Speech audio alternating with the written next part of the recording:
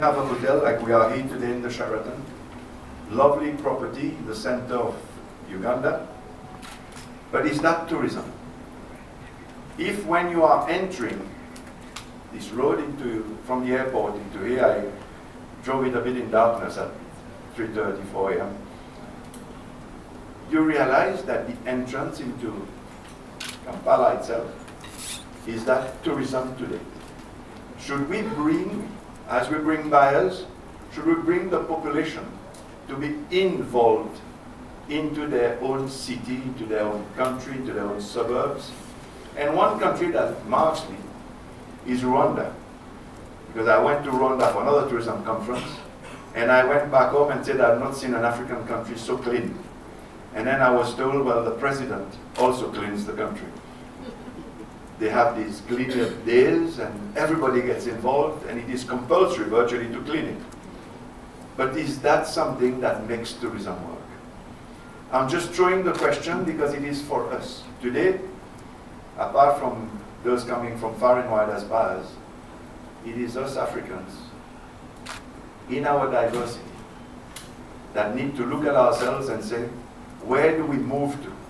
It is good that so many buyers are here, that you've discovered Uganda, you've discovered East Africa, you now have a feel and you've smelled it.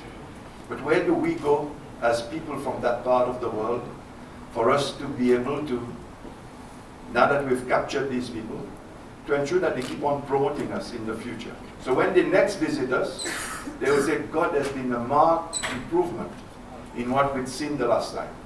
The wildlife of Africa, nobody can touch. The Big Five and the lakes, the waterfalls and so on. We know we have items that continues to rally visitors to our shores. But is that enough? Which is why the topic before us, tourism is everybody's business. It is so important today that we discuss it. And I congratulate East Africa and the President here for putting that topic on the table. Because if it is everybody's business, has the people of East Africa, now that we are here, been invited to claim back their own industry? Have they been invited to really be part and parcel of it? Just working in the industry is not enough. We need to find them as small businesses, as small entrepreneurs, as people who are going to help the PS, helping the Secretary of State, helping the minister, and then helping the president and the government of the country to really say, this is our industry. Because it is ours, I'll help you to consolidate it, I'll help you to defend it, and I'll help you to make it grow. I think this is the crossroad that we are today looking. Claim back your industry is a claim that I did about 6-7 years ago in Seychelles. Instead of just the big hotels, like we have Marriott, they're not in Seychelles, but the brands that are there. And then I went back and said, is it enough to have just the big brands? Is it enough to have just the big hotels? Or should we have family-owned places? You have them anyway, but most of them are not licensed. And I got the president to make a declaration that we needed to invite people to claim back their industry and come out and license your property. So we can then visit them, guide them to be settled. When they are unlicensed and taking people, the day you have a murder, the day you have a fire, it is the country that suffers loss of image. Whereas if you license them properly, you visit them, you guide them, you bring them on board, you find that they work with you and for the tourism industry, and people that are today online, and I've got nothing against the online of businesses, but when you have Airbnb, who can sell a sofa in the sitting room of anybody, and you find very fast that one day somebody will get caught, will be burned somewhere in a place that is not to the level and not doing credit to the country. Which is why we need to ensure, by inviting the people, not for forcing them to pay a license, but for them to be able to be helped to grow the business with the country, we will find that we will be on a much better footing. Tourism does one thing for every country. I know when Carmen was speaking, she talked about taxes and employment, but it is the only industry that puts money directly in the pockets of the people. Everybody can get money through tourism. Everybody can feel that they are part of tourism and benefit from it. But as governments, we need to open the door for our people to be better involved in this. But the role, I think the role today, because tourism is everybody's business, is how do we grow this tourism cake? Now in East Africa. But as we grow East Africa, we will grow Africa. Because we are not in competition against each other. We complement each other. And because we want to bring more people into Africa, which today gets less, and you'll be amazed, less than 5% of the total tourism movement of the world, which is nothing for a continent that has everything. So we need us, as Africa, to realize what we need to do to grow this famous cake, so that we can all eat a bigger share of it. We'll all have our limits with it. Seychelles, it works, tourism. I've had it for 9 years soon, and it works perfectly well. It is a pillar of the economy. It grew by 20%, 24%. Last year, it finished, it's getting harder to keep going at these large numbers. It finished at 10%, and in January this year, it's at 34% up over last year. So it is on a good footing. It is the pillar of the economy, and it manages for us. And I said that this morning at breakfast, for a small country with 90,000 people, sitting in the middle of an ocean, challenges are much more, because it's air traffic, you sit in the middle, you are far from everything. It is the pillar of the economy and ensures that every Seychellois, when he reaches the age of 62, gets a pension from the state. And that shows you how important tourism is, and also that we are able to provide houses for most of our people as social homes. It is tourism because tourism works. And as the former Minister of Tourism until 2-3 weeks ago, I can say that the job has been well done. We are happy because we've been able to ensure that tourism works, but tourism pays for the country to keep on developing, and the people benefit at the end.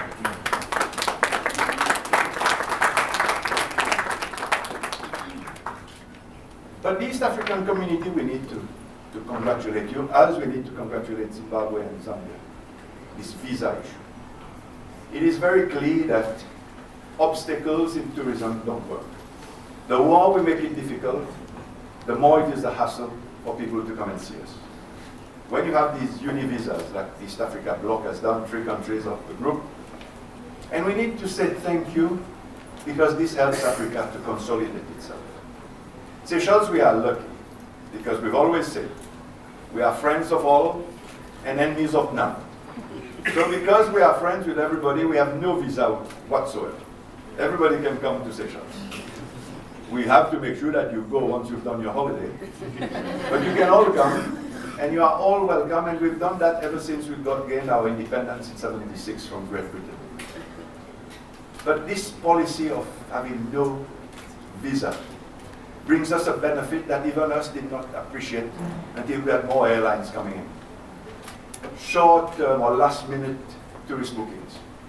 When you have to have visas, the complication of finding the embassy or wherever you're going to go already puts you in a losing streak there.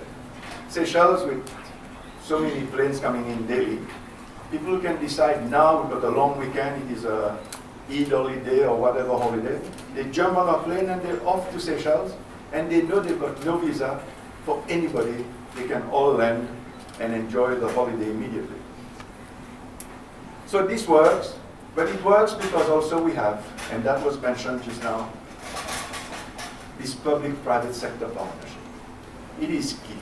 Governments, we are facilitators, and we should be good facilitators. But the one who makes it work is the private sector. If it is the private sector, in Seychelles I developed, under my ministry, that the tourism board of the country is paid for by the government itself, but administered, the board is administered by the private sector. The chairperson is private sector. 4 people on the board out of 7 is also private sector. We've given them the liberty because they suffer first when it doesn't work. They're the ones that will go to the buyers and say, this is what we need to do, there's this holiday, there's this package, there's the bird season or the dolphin season or the whale season. they will look for things to do. It is much harder for a civil servant to do it. The private sector can make it happen if you empower them to do it for the country. They're not doing it for themselves, but they benefit, but it is the country that has to empower them. But my time, Carmen told me, is very short, but I could not stop. I'll be on the panel anyway. I could not stop it before I said 2 words about the coming elections of the United Nations World Tourism Organization. I asked a lot of people, I've just done a tour of Europe, canvassing obviously to get votes of voting members. And the funny thing is, 3/4 of the people don't know there's an election. They don't know because it looks like a little club. So many people, so many ministers vote, and people that are directly involved in tourism are unaware that the person that will sit in Madrid will decide how tourism moves forward. And it is absurd. And I said that to the outgoing Secretary General. I said it is important that we democratize this institution to ensure that the private sector understand what happens. Which is why in my candidature, I've made sure I get endorsements from the private sector. And they send it to their ministers to ensure that their ministers realize they have a say. They are the ones involved in the industry themselves. It is not us sitting in the African Union or SADC or in little councils and say, no, we want this person. It must be guided by the trade. The trade is the one, as a bloc, that suffers when tourism doesn't work. And today the challenges of the UNWTO is greater than it's ever been. When you had the bomb in Paris a year ago, Paris is receiving, as a destination, receives tourists, so tour operators benefit. But Paris is also a source market for tourism for the whole world. So also the country is suffering. 2 areas that are hit in the one go. But what do we do about it? All of us say nothing.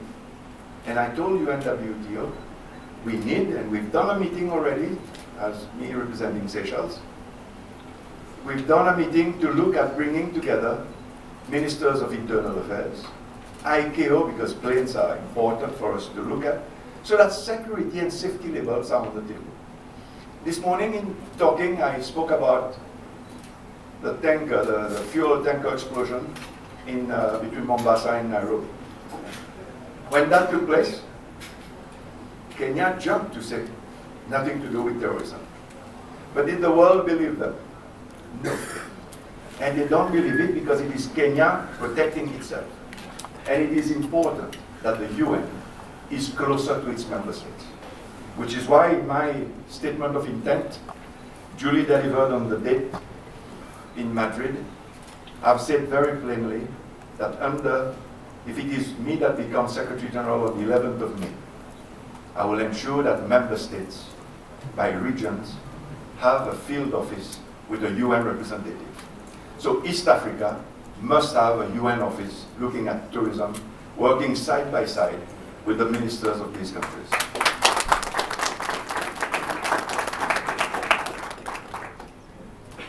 That will decentralize Madrid. It'll be closer to you.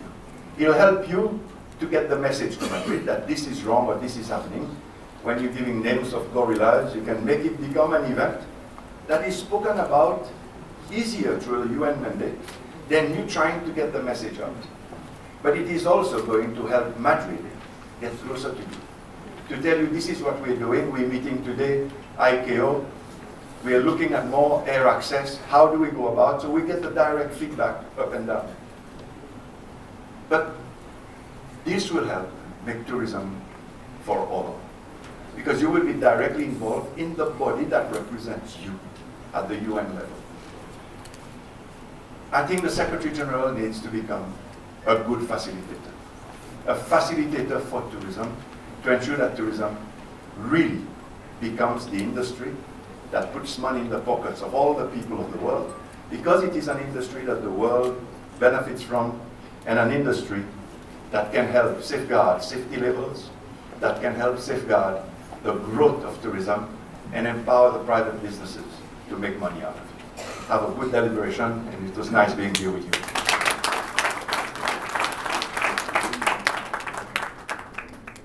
Thank you. I would like to acknowledge the presence of our host, the Minister of Tourism, Wildlife and Antiquity of Uganda, the CEO of the Kenya Tourism Board, Dr. Betty Radier, and also the Ambassador of Rwanda in Uganda.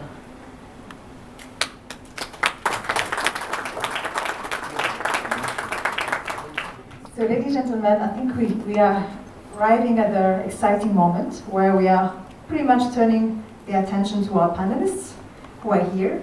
I will ask them, of course, to introduce themselves and the organization they are representing shortly before they answer my questions, and then we'll proceed. But the question will be very simple. In your own terms, in your own language, what is actually the same question I asked to St. Ange when we arrived this morning? When we say tourism is everybody's business, in your context, what that means? So I'll ask probably Fifi sitting and then answer that question. Thank you.